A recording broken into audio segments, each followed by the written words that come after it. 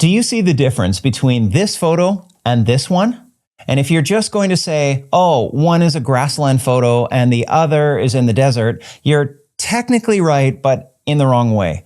I would argue that both these images actually have a lot in common, even if they were captured on opposite sides of the globe. But it is the key difference between them that makes one photo award-worthy and the other kind of flat and boring. Both of the photos have a simple foreground with leading lines that bring the viewer's eye from the foreground to the background. The leading line is a bit less visually striking in this grassland photo, but I would argue it's the brown patch that leads the eye from the foreground into the trees in the background. But the key difference is something most new photographers are bad at recognizing. And if this is something that surprises you, be sure to click the like button below and subscribe to this channel for more photography gold nuggets just like this one. Now here's the truth. Even if you are taking a photo at a beautiful place, your photo will be boring if there isn't just one main subject. Every photo needs one main subject or one hero of the story to keep the viewer's attention. In this case, the hero of this image is the sky. The camera is angled upwards, leaving 1/3 of the image showing the foreground down below and 2/3 of the image showing the sky up above. It does get a lot right. The exposure is right. There are only two dominant colors and there aren't any real distractions that take away the attention from the hero. But the problem is there isn't anything interesting happening in the foreground, so nothing captures and holds your attention as a viewer. Now let's take a look at image number 2. Just with the first glance, your eye lands right on the rock formation in the center of the photo. The leading lines in the foreground also bring all the attention, and the horizon line is on the top 1/3 line because the sky is the least important part of the photo.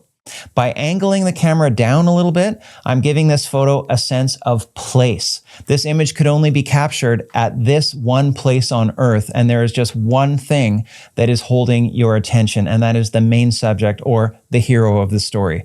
Before I show you a few other examples of a strong hero, let me know down in the comments below what you think of these two photos. Knowing what you now know, do you still think the green photo is a good photo? One that you would consider buying or hanging on your wall at home? Here's another example that I've shown on this channel before. This is a photo of a lavender field in Valensole, France. It actually won a gold award from Master Photographers International, and you can see that it has simple colors. It has an amazing sky and a stunning stone building, which is the main subject of the photo. That building is the one point of interest that keeps you looking at the photo, and it is what makes this an award-winning photo. And to prove it, here's a version of almost the same photo where I remove the building from the frame. And now it's still beautiful, but it's hard to keep looking at the photo for a long time. The leading lines in the lavender fields do bring your eyes to the background of the photo, but there are no distractions that trap your eyes in different places.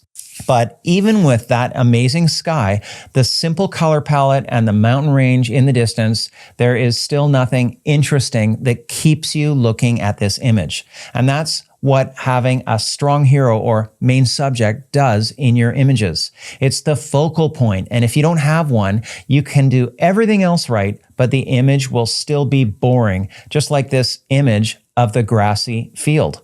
So I'd like to know if you agree with this. Did you learn anything new? Let me know down in the comments below. I will read them all.